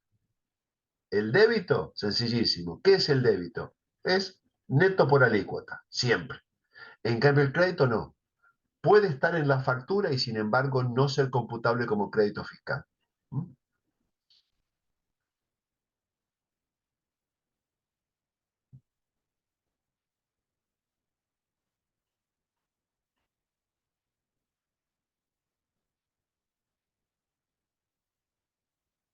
¿Qué es lo que tienen que saber ustedes? Digamos, yo esto que te lo voy a decir se los voy a escribir, no hace falta que me sigan a mí ahora que yo se lo estoy leyendo, ¿no? Eh, ¿qué es lo esencial de este artículo 10? Y saber qué es el neto. Entonces, ¿de dónde surge el neto? Y surge de la factura o documento equivalente. Cuando es inferior al corriente en plaza, debe tomarse el valor del corriente en plaza como neto de la operación. Eh, ¿Qué pasa en los casos de autoconsumo, por ejemplo? En los casos de autoconsumo, o sea que lo que yo debo tomar como neto grabado es el precio neto de venta de operaciones normales. ¿Mm?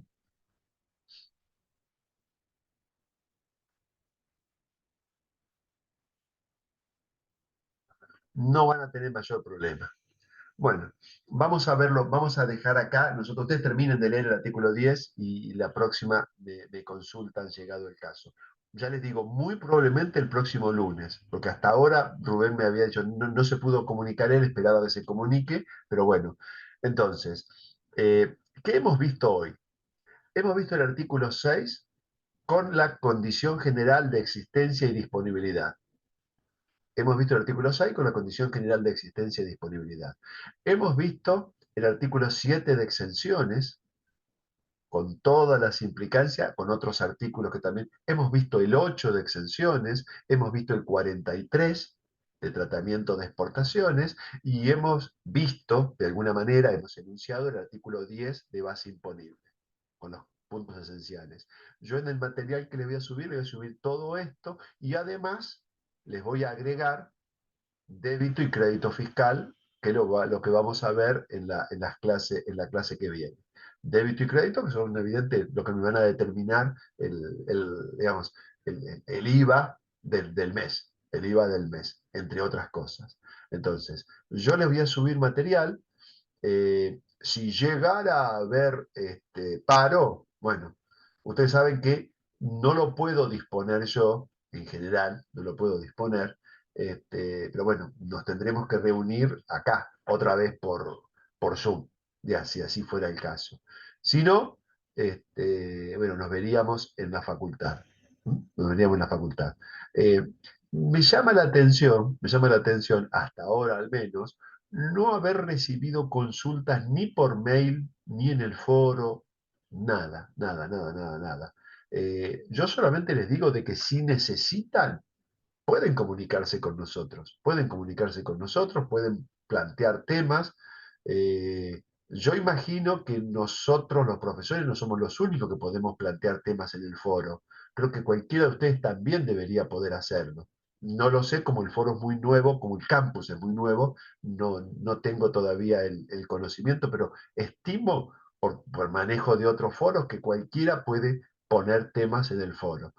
Si el tema es particular, o sea, de cada uno de ustedes, me pueden escribir, no hace falta que lo pongan. Ahora, si son temas técnicos, consultas técnicas, sería bueno ponerlas en el foro, porque recuerden de que yo hago hincapié en las cosas que les causa problema justamente por las consultas que ustedes me han hecho, ustedes me refiero a mis alumnos, me han hecho en clases anteriores. Así que bueno, por favor, lean, no se queden, vean que les estoy digamos, explicando lo mejor que puedo las cosas, pero es mucho. Yo sé que se entiende, pero es mucho lo que, y después le pueden llegar a tener problemas para abarcar todo, para abarcar todo. Traten de seguirnos clase a clase. Si no hay ninguna pregunta, para hoy terminamos entonces. Profe, perdón, ahí en el chat habían preguntado qué es corriente en plaza. ¿Qué es qué? Corriente en plaza. El valor, el valor normal en la plaza donde el contribuyente opera normalmente. Eso es valor corriente en plaza. En la plaza, hagan de cuenta que en vez de decir en plaza, dicen mercado. ¿En qué mercado? En el mercado en el contribuyente acostumbra a operar. Entonces, el valor corriente en plaza es el valor corriente, el valor normal en mercado. Hay veces que es fácil hay veces que es fácil determinar. Hay productos, sobre todo los productos primarios, que tienen un valor, digamos, son productos muy fungibles, y al ser fungibles, es muy fácil determinar su valor. Hay otros productos que no es tan fácil. Si yo les pregunto hoy, ¿cuánto vale el repelente? Pueden tener valores de 3.000 Ay, pesos o 15.000, qué sé yo. No, en Mercado Libre ustedes van a ver de que si ponen ahora van a ver que hay. Lo que pasa es que hay valores ridículos, que hay valores ridículos. Entonces, ¿qué valor tiene? Bueno, no lo sé qué valor tiene. ¿Y cuál es el valor corriente en plaza del repelente? Y no lo sé, no lo sé. Entonces, hay veces que es fácil determinar el valor en plaza, hay veces que no. Pero el valor en plaza es el valor de mercado, el valor normal. O sea, ¿qué es lo que no sería un valor normal? Y si ustedes dicen, bueno, yo voy a alquilar un galpón de 100 metros cuadrados por 1.500 pesos por mes. No, no, no, no, es un chiste, no, no puede ser. No, no, es un dislate, es un ataque a la inteligencia. No, no puede ser.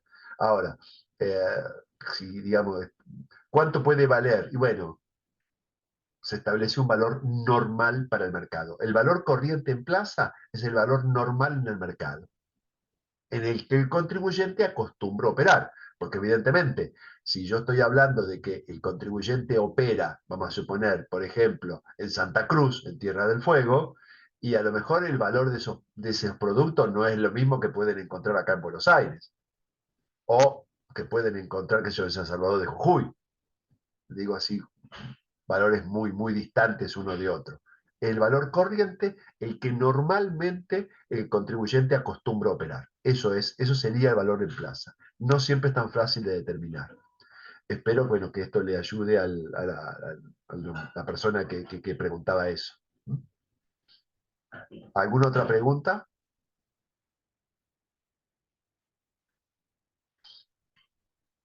Acá me dice, o sea que si pasa por algún proceso que altere el estado natural ya no está exenta. Si lo altera, no. Si lo altera, no está exenta. O sea, acá se refiere al agua, seguramente, ¿no? Si lo altera, ya no está exenta. Esa agua fortificada, mineralizada o gasificada, eso ya no es agua natural. Acá preguntan por el volumen mío, pero bueno, es como ustedes dicen, porque a lo mejor, digamos, temporariamente empezaron a recibir mail o cosas así, entonces por eso bajó el volumen. Pero yo siempre hablo igual, creo. Bueno, si no hay más dudas, ya les digo, me gustaría, si es necesario, recibir consultas. Si es necesario, recibir consultas. Y si no, me la hacen en la próxima clase.